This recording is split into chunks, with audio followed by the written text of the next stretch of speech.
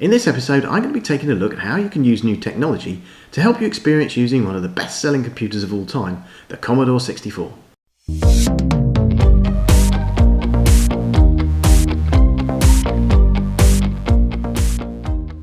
Now I have to admit, I'm a bit of a retro computer fan, and my favourite brand is Commodore.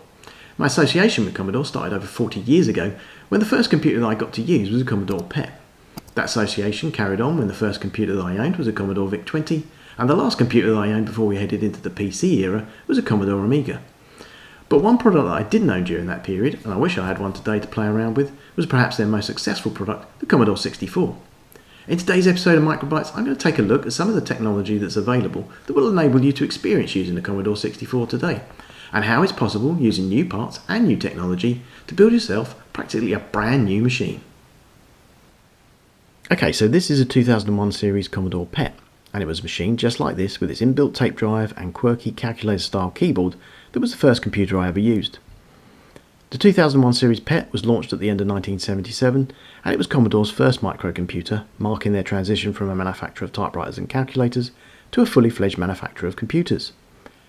Together with the Apple II and the TRS-80, the PET formed what was known as the 1977 Trinity of computers, with all three machines being released within a short period of each other that year. Interestingly, Commodore was offered the chance to purchase the prototype of the Apple II to manufacture, but they considered Steve Jobs' offer too expensive. But you can't help but wonder how history might have played out differently had Commodore decided to go with the Apple II design instead. The original PET design underwent a series of significant updates during its lifetime, including the addition of more memory, an improved keyboard and larger screens. And whilst PETs sold relatively well in the education and business markets, their high price meant that they were rarely seen as home computers. In response to this, Commodore's next computer was the VIC-20. It was initially launched as the VIC 1001 to the Japanese market in 1980, but was rebranded to the VIC-20 when it went on sale in the US and Europe in 1981. As I mentioned in my intro, this was the first computer that I owned, and it's what kick-started my love for the Commodore brand. Although it was limited in terms of its memory and graphical ability, I can still remember spending many happy hours playing games on it and learning to program with it. Just a year later, Commodore launched their next 8-bit home computer, the Commodore 64. With greatly improved graphics and sound and a whopping 64K of memory, the C64 was a vast improvement on the VIC-20. Although it provided me with an obvious upgrade path, the launch price of £399, or the equivalent of over £1,400 in today's money, put it way beyond mine, or should I say my parents' budget. So when I did finally upgrade to my next computer, it was with the more affordable Sinclair Spectrum and not with a C64. Through the remainder of the 1980s, the Commodore 64 would go on to dominate the 8-bit home computer market, selling around 2 million computers a year between 1983 and 1986. Although the VIC-20 breadbin styler case was only intended to be a stopgap design for the Commodore 64, it wasn't until 1986 that it finally received an update, with the introduction of a new, sleeker looking case reminiscent of those used on the Commodore 128 and later the Amiga 500s. And along with the redesign came a change of name to the C64C. Although sales started to decline during the late 80s due to the arrival of game consoles from the likes of Nintendo and Sega and the arrival of 16-bit machines, the C64C would go on to remain in production until Commodore went bust in 1994. In fact, the Commodore 64 was so successful that it's listed in the Guinness World of Records as the highest selling single computer model of all time, selling somewhere in the region of 20 million units in its 12-year lifetime. Now, whilst I still have my original VIC-20 and one of my Amigas, along with an Atari 800 XL and a selection of old PCs, I have to admit that I still want to add a Commodore 64 to my collection. I've long regretted not buying a new Commodore 64 when I had the chance. Today, the C64 has reached an almost iconic status and is synonymous with the 1980s. I've recently been watching AMC's series Halt and Catch Fire, and in the second series, it's practically one of the stars of the show. It's also a very popular machine with retro computer enthusiasts like me. So, back in March and April this year, when like lots of other people around the world I found myself with more time on my hands than usual, I decided it was finally time to take a look into getting hold of one. And that brings me nicely onto the subject of this video, because while I was investigating this, I discovered there are a surprisingly large number of ways you can still experience using a C64 today, some of which involve just the kind of tech that I'm looking at in this series. And as the title of the video suggests, there's even some tech out there that now enables you to build yourself an almost brand new machine. So, let's take a look at some of the ways you can experience using or owning a Commodore 64 today. If all you want to do is play some games or try your hand at some good old 8-bit programming, then the easiest and perhaps more importantly the cheapest option is to do it through emulation. Now I'm going to predominantly be looking at options on the PC and the Raspberry Pi here, as these are the platforms I use. However, if you're a Mac user, then there is the Power64 emulator. As I don't have a Mac, I can't comment on what it's like to use or how good it is, but if you have used Power64, then please let me know what you think of it in the comments below. On the PC, there's a number of options, starting with the CCS64 emulator. This has been around for a while, but it doesn't appear to have received any updates in recent years. That said, it's still a popular choice, it offers a good interface, and it appears to be a fairly complete emulator with good compatibility. Next we have the HOXIS64 emulator.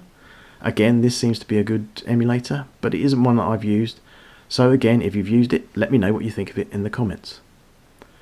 Perhaps the best known C64 emulator on the PC is the Vice emulator, and what's important to point out about Vice is that it underpins all of the other emulators that I'm going to be looking at here, whether that's on the PC or the Raspberry Pi. In addition to the C64, it also allows you to emulate Commodore's other 8-bit computers, including the various models of PET, the VIC-20, and even the C64's big brother, the 128. The biggest drawback with the stock Vice emulator is that it can be a little difficult to get to grips with and to configure. However, if this is a problem, then you might want to take a look at using the C64 Forever emulator. This uses a pre-configured and enhanced version of the Vice emulation engine, along with an easy-to-use interface. It's available in both a free Express edition and a paid-for Plus edition. In addition to offering an improved user interface that allows you to easily select which Commodore computer you want to emulate, it also offers an on-screen keyboard, and it comes with lots of pre-installed games and demos to get you started. Now, I know there's a bit of controversy around using this emulator amongst enthusiasts, as it's supplied by a company called Cloanto, who now hold the rights to all of Commodore's computer ROMs and operating systems, including those for the Amiga line of computers. They're obviously keen to protect their side of the investment in these ROMs, and this has upset some people. And I can see it from both sides, but I have to admit I do like this emulator, and it provides a nice easy point-and-click way of getting to using a C64. If you're using a Raspberry Pi, then there are a few more options available. Obviously there's the popular Retro Pi, but there's also Combian 64, Pi Lizard and Chameleon Pi, all of which make use of the Vice engine and run on top of some form of Linux distribution. However, for me the most interesting option on the Raspberry Pi is an emulator called BMC64. The BM stands for bare metal, and as the name implies, it doesn't run on top of a Linux distribution, but instead runs natively on the Pi. This means that you can simply plug in and the Pi will boot straight into Commodore Basic just like a real C64. And there's no waiting for the OS to boot first like you would do with the other emulators, and when you're finished all you need to do is pull the plug. There's no OS shutdown required and no background tasks running that will write to the SD card and corrupt it. And again, it's running the Vice engine.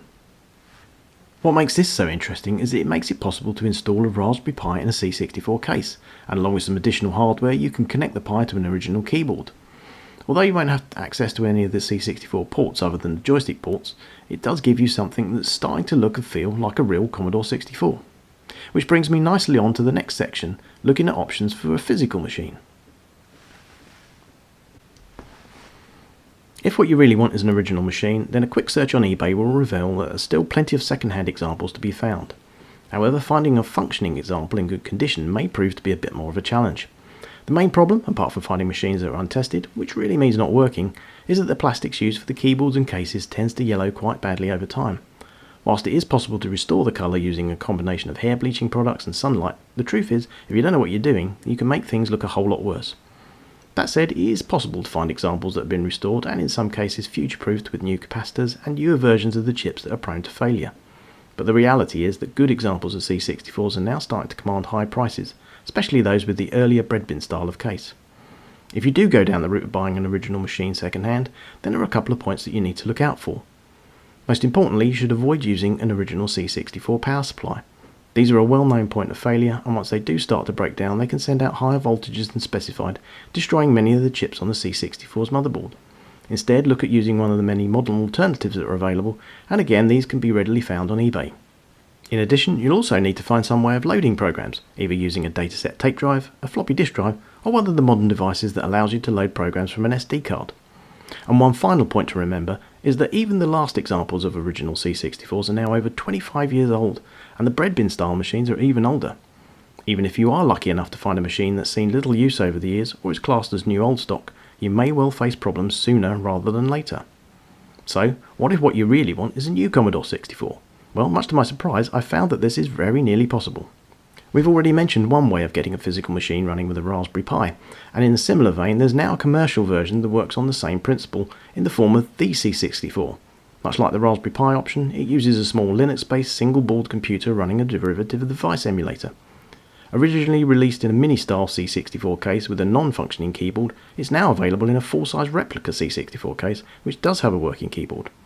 Like the Raspberry Pi solution, you won't find any of the ports that you'd find on an original C64, but it does have USB ports and HDMI output. Whilst there are those that look upon this as just a toy, the truth is that it does offer something approaching the look and feel of a C64 without the need to break the bank. In addition to the C64, it can also emulate the VIC-20, and it comes loaded with a selection of games for both systems. These can also be added to using a memory stick via one of the USB ports. One thing you should bear in mind though is that with any of the options we've looked at here, which use software emulation, there's an element of latency which results in a certain amount of input lag, and this can detract from the overall experience. If you're like me and you're looking for a more authentic experience and you're prepared to spend a bit more money, then the last few options that I'm going to be looking at here will be of particular interest to you. First up is the option of buying a new replica printed circuit board. These SixtyClone boards, as they're known, are produced by Rob Taylor of Bob's Bits, and there are various versions of the boards available that replicate the different models of boards used in the C64 throughout its lifetime. In addition, they're the same dimensions as the originals, so they can be used as direct replacements. These beautifully recreated PCBs give you a way of producing a new C64 board using a combination of old and new components. Obviously, to do this requires that you're not only confident with using a soldering iron, but you also have a knowledge of electronics and electronic components. You'll also need an original motherboard to use as a donor for those components that you can't find new. Whilst this does give you an option if you already have a machine with a motherboard that's damaged beyond repair, I don't really see it as being suitable for someone looking to create their first machine. Even if you are confident with assembling something like this, given the complexity of the task, the chances of putting it together 100% correctly first time are highly unlikely. You're then into troubleshooting, which requires tools like a test harness and testing software.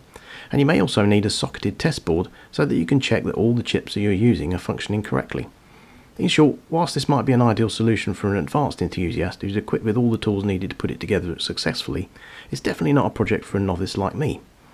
Whilst I've seen an example of one of these boards fully assembled on sale on eBay, it was very expensive, and for the equivalent price you'd have been able to buy a couple of good restored examples of original C64s. The next option that I want to look at is for a board called the Reloaded Mark II. This board is from a German company called Individual Computers, and it's a modern recreation of the C64 motherboard. It uses zero insertion force sockets for the processor chip, the VIC-2 graphics chip, a couple of SID sound chips, and for the two CIA chips. Whilst you will need to source your own chips for this project, these are easily found on sites like eBay. When put together, you're left with what I think is probably the closest thing to a new C64 motherboard that you can get today. It provides all of the ports that you would find on an original C64, with the addition of an SVHS output port and a 3.5mm audio output jack. Again, this provides a direct replacement that can be dropped into any of the styles of C64 case. Like everything else, I'll provide links to the Individual Computers website in the description for this video below, and if you've already built a machine using this board, then I'd love to hear about it in the comments. Much like a second-hand machine with a reloaded board, you will need to factor in some way of loading software. This can either be with a tape drive, a disk drive, or an SD card reader. One option for the SD card reader is the Ultimate 2 cartridge from a Dutch company called Gideon's Logic. This is a popular C64 add-on that not only emulates the 1541 disk drive and a tape drive, but it also emulates several popular cartridges such as the Final Cartridge 3 and the Action Replay cartridge, along with having many other features. And that nicely brings me on to the final option that I want to look at in this video, and that's another product from Gideon's Logic, the Ultimate 64 board. This board takes all of the features you'll find in the Ultimate 2 cartridge, and then it adds everything else you'll need to replicate a complete C64 system, including the processor, the VIC-2 chip, and a couple of SID chips. It uses a technology called FPGA, which stands for Field Programmable Gate Array. Whilst I'm not going to attempt to explain how FPGA technology works in any detail in this video, it basically consists of a semiconductor device that's based around a matrix of configurable logic blocks connected via programmable interconnects. These can be reprogrammed to any sort of desired application or functionality, and in this case it is replicating the circuitry of a C64 system, including all of the custom chips. Just as an aside, there's an open source project called Mr. FPGA that uses an Intel DE10 Nano FPGA board along with some additional expansion boards to enable you to replicate many consoles, computers and arcade boards, including the C64. And whilst I'm not going to cover this as an option in this video, I will leave some links to it in the description below. And again, if you have experience of using this board, then please let me know all about it in the comments. It's something I'd love to cover in detail in a future episode of Microbytes. But back to the Ultimate 64 board, and for me the beauty of this board is that it's completely self-contained. There's no need to harvest parts from an original machine, which to many enthusiasts is very important. And to be honest, the more machines that can be left unmolested in the wild, the better. It also means that it's the least likely option here to give you problems over the long term, and in fact Gideon offers a lifetime guarantee on this board. Again, it provides all of the ports that you'll find on an original machine, but it does sacrifice the position of the user port for a cluster of USB ports, an Ethernet port and an HDMI output port. If you require the user port, then there is a header on the board that can take an adapter.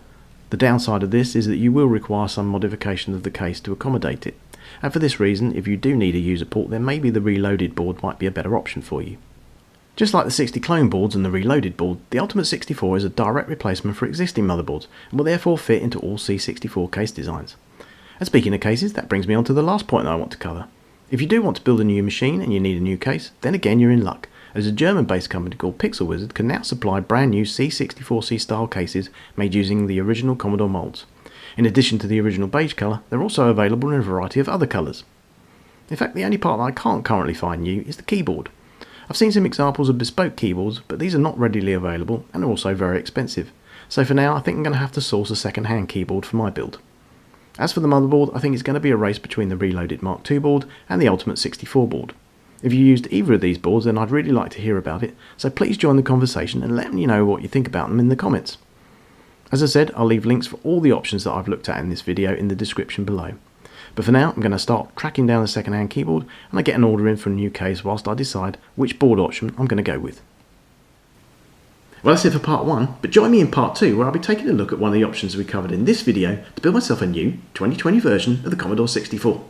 If you enjoyed this video, then please let me know by liking it with a big thumbs up, and please hit that subscribe button and don't forget to click on the bell icon to be notified of when I upload new content to the channel. But that's it for now. Thank you so much for watching, and wherever you are, stay safe, keep well, and I look forward to seeing you in part 2 of building a new Commodore 64 in 2020.